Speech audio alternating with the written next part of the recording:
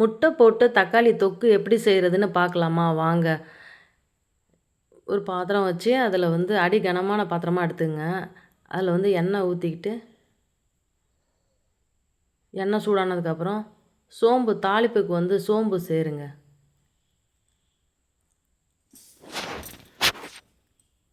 சோம்பு நல்ல வாசனையாக இருக்கும். அந்த முட்டை செய்கிறதுனால அந்த கவுச்சி ஸ்மெல் இல்லாமல் இருக்கும். சோம்பு சேருங்க, எக்ஸ்ட்ராவே கொஞ்சம் சேர்க்கலாம்.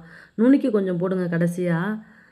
இப்போ அடுத்தது வெங்காயம் போட்டு நல்லா வதங்கினதுக்கப்புறம் நல்லா வதங்கணும். வெங்காயம் நல்லா வதங்கணும். இந்த வெங்காயம் வதங்கும்போது பூண்டும் போட்டுக்கோங்க. நல்லா மணமாக இருக்கும். பூண்டு போட்டுக்கோங்க. நான் அதுக்கப்புறம் மறந்துட்டு அப்புறம் தக்காளி போடும்போது தான் போட்டேன். நல்லா இருந்துச்சு.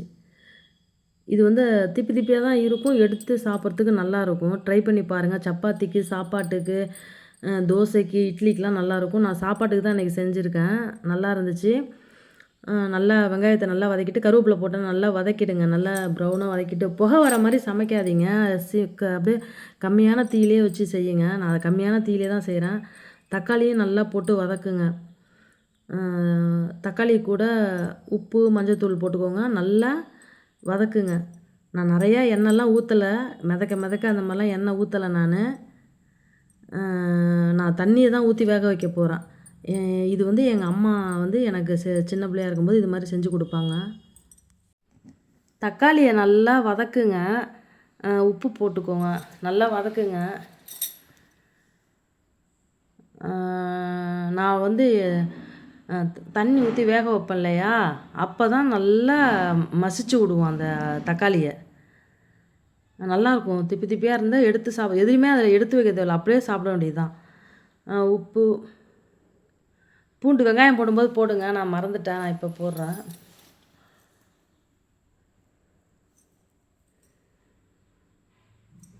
நல்லா வதக்கிட்டு மிளகாத்தூள் போடுங்க. மிளகாத்தூள் போட்டு நல்லா வதக்கி விடுங்க.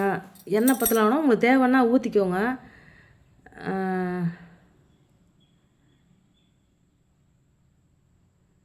எங்கள் அம்மா செஞ்ச சாப்பாடெலாம் எனக்கு ரொம்ப ஹெல்த்தியாக இருக்குது. இப்போ நினச்சி பார்க்குறேன். எண்ணெய் மிதக்கெல்லாம் இப்போ செய்கிறாங்க. நானுமே அப்படி தான் செய்கிறேன் என் பிள்ளைங்களுக்கு. ஆனால் எங்கள் அம்மா சமையல்லாம் எண்ணெயே இருக்காது. ரொம்ப நல்லாயிருக்கும். ரொம்ப எளிமையான சாப்பாடாக இருக்கும். ரொம்ப நல்லாயிருக்கும்.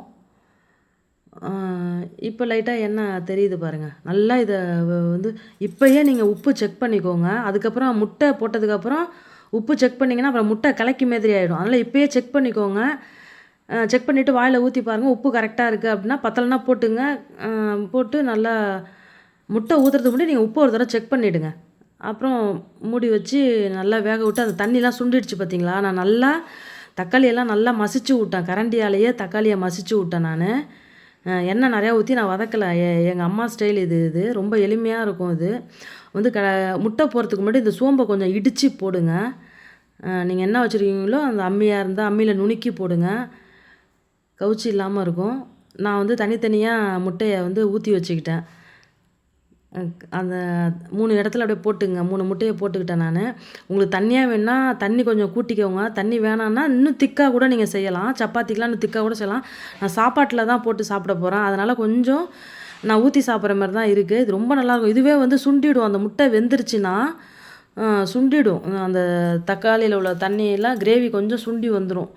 நான் கொஞ்சம் ஊற்றி சாப்பிட்ற மாதிரி தான் எனக்கு இருக்குது. அந்த முட்டை வேகணும் இல்லையா, ஊற்றுற முட்டை வேகணும் இல்லையா, அதுக்கேற்ற மாதிரி தான் நீங்கள் மசாலா ரெடி பண்ணணும். தக்காளி வெங்காயம்லாம் அதுக்கேற்ற மாதிரி ஒன்று தண்ணி ஊற்றணும். அப்புறம் சாப்பாடு போட்டு முட்டை வச்சுக்கிட்டேன் நான். பீன்ஸ் கேரட் பொரியல் இன்றைக்கி எங்கள் வீட்டில்